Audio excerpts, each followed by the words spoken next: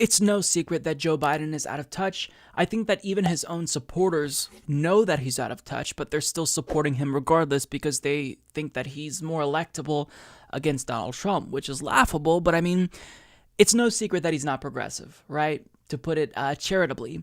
But I think that a lot of us underestimate how out of touch he really is. Like, he made a comment about marijuana legalization not in 1999, not in 2010 or 2014, but in 2019. That sounds like something a politician from back then would have said. So this is what he had to say about the legalization of marijuana on a federal level. According to The Hill's Owen Doherty, speaking at a town hall in Las Vegas on Saturday, the 2020 Democratic presidential candidate said whether the U.S. should legalize cannabis on a federal level is still up for debate as far as he's concerned. The truth of the matter is there's not nearly been enough evidence that has been acquired as to whether or not it is a gateway drug, Biden said, according to Business Insider. It's a debate, and I want a lot more before I legalize it nationally. I want to make sure we know a lot more about the science behind it. Biden, as he has throughout his time on the campaign trail, said he supports medical marijuana and insisted possession of the substance should not be a crime. But he also said Saturday that he thinks the decision to legalize marijuana should be left up to individual states. Again, I want to remind you, he said this recently. Like, this sounds like a quote from a Democrat or Republican like half a decade ago. This is just downright embarrassing. To still suggest that cannabis is a gateway drug, at this point, with the amount of evidence we have, I don't think it's unkind for me to call you an idiot. I think it's just accurate. This is a very stupid thing to say. Marijuana is not a gateway drug. Marijuana is not addictive. Marijuana has not killed anybody. Alcohol has, on the other hand.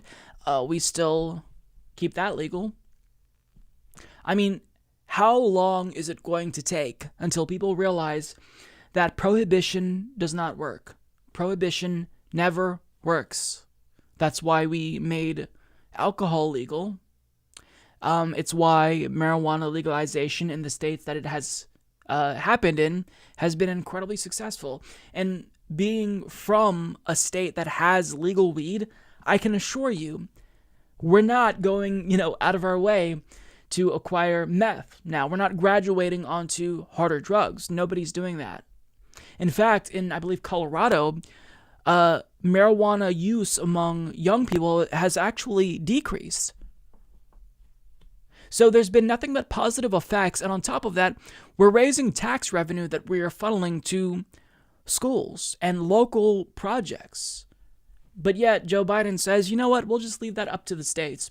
Okay, well, doesn't it not make sense that we're still locking people in jail in some states for something that is harmless?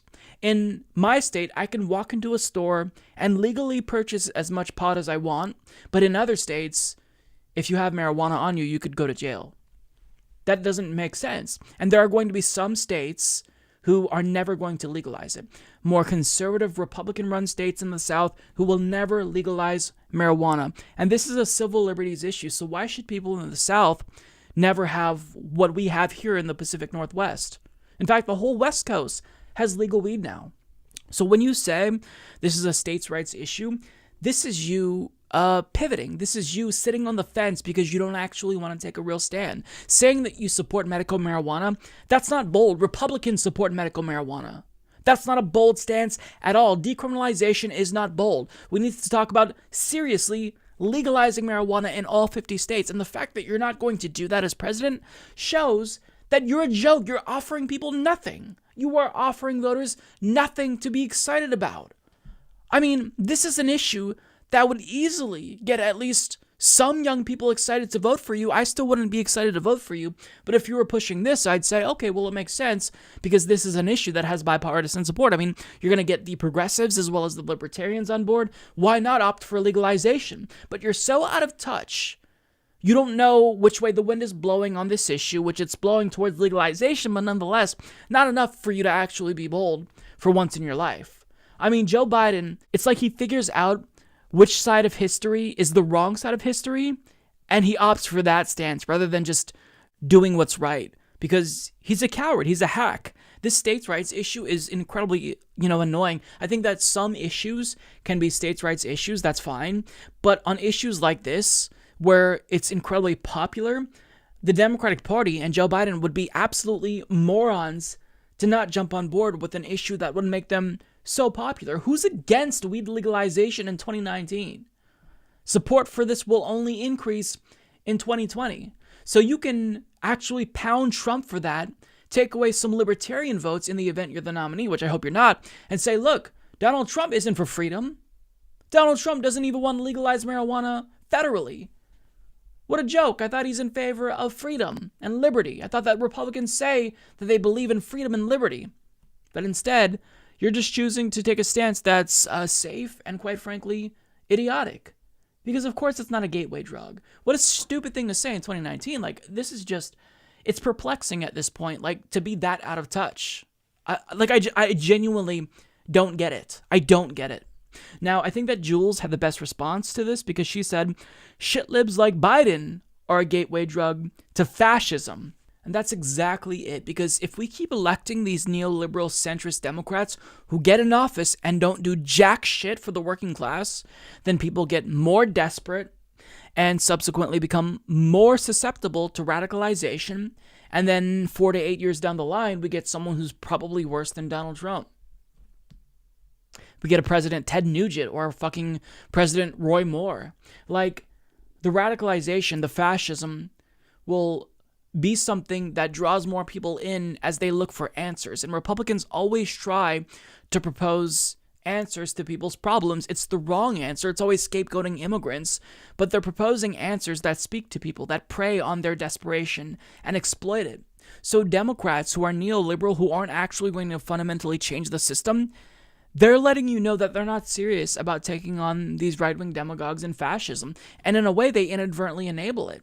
And when we're talking about true systemic change, we can't have true change. We can't have real criminal justice reform if we don't legalize marijuana. And I'm not talking about decriminalization. I'm talking about legalizing it and allowing people who have been hurt by it the most, communities who have been hit the hardest, Black communities, to really have dibs at this new business here.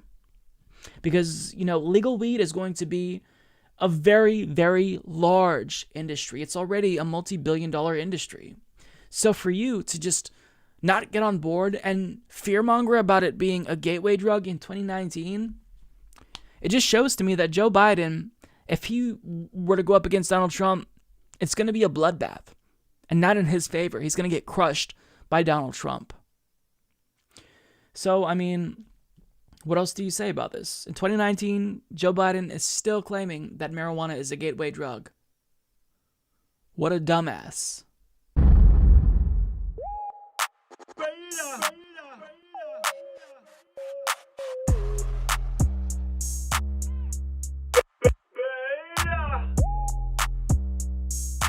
Alpha male, not a beta male.